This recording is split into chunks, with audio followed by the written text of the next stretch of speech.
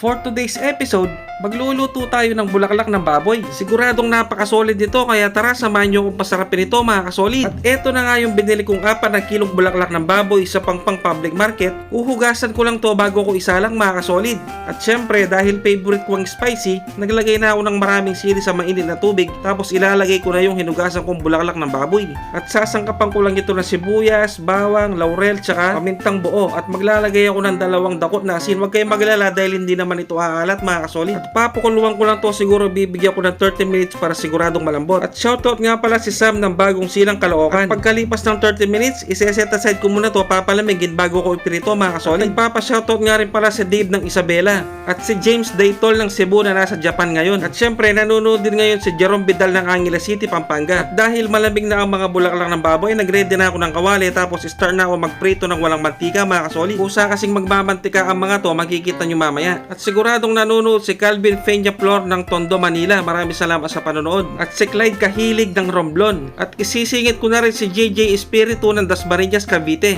At siguradong nanonood ka pa rin hanggang ngayon, paki-comment naman kung tagasan ka para malaman ko kung saan nakarating ang bidyong to. Maraming salamat. At pagkalipas ng ilang minuto, tingnan nyo naman mga kasolid, naprito na siya kahit wala siyang mantika. At tingnan nyo naman yung lumabas na mantika, napakarami oh. Babaliktarin ko muna para maluto naman yung kabilang side. At shoutout nga rin pala si Ezer Brian ng Bongabon, Nueva Ecija. At si Dan Nunag ng Pasay City. At kung nagustuhan nyo naman ang bidyong to, huwag nyo naman sanang kalimutang mag-follow, like, and share. Maraming salamat. Kung nanonood naman kayo dito sa TikTok, mag-follow na kayo sa Facebook dahil namimigay ako ng Gcash doon mga kasolid. Yan, pwede na siguro to. Isi-set aside ko muna para palamigin dahil hindi pa natatapos dito to dahil magse-second fry pa ako mamaya para maging chicharon mga kasolid. Ang pagse-second fry kasi, ito ang diskarte para mas maging malutong ang ating niluluto. At after kong palamigin ng mga bulaklak mga kasolid, nag-ready lang ako ng mainit na mantika at magse-second fry na ako. At eto na ang ating 5 shares for today. Pag nabasa nyo ang pangalan nyo, i-message nyo lang ako at sesendan ko kayo ng 200 pesos Gcash. Grabe, nag-share ka lang, nagka 200 ka na.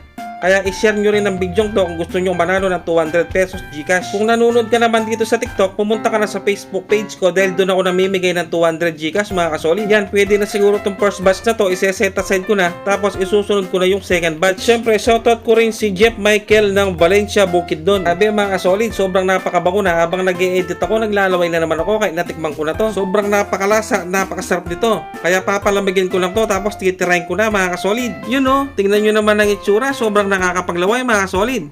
Tapos teteruan mo pa ng ginawa ko suka. Grabe. Siyempre first bite tayo mga solid. Unang subo para sa inyo lahat. Sus Mariosep, kanyama na po. Kaya ano pang ginagawa nyo, punta na kayo sa palengke at bumili na kayo ng bulaklak ng baboy at magluto na kayo ng chicharon bulaklak ng baboy. At siguradong naglalaway ngayon si Christy 21 ng Jeddah, Saudi Arabia. At si Joshua Canela ng Gumaka, Quezon Province. At bagay na bagay din siyang pang-ulam. Ternong-terno sa kanin. Kung may alak naman kayo, bagay na bagay siya pampulutan. Dahil sobrang napaka-spicy niya mga kasolid. At hindi rin pauuli si Dave Castellano ng Mamba, Madalag, Aklan. At si Rhea Natalie C. Montefalcon ng Taguig City. Maraming salamat sa panonood. At kung gusto nyo namang ma-shoutout, i-comment nyo lang ang buong pangalan at ang location para ma-shoutout ko kayo next vlog. At sobrang maraming salamat din sa mga bagong viewers at followers dyan. Welcome na welcome kayo dito sa akin channel.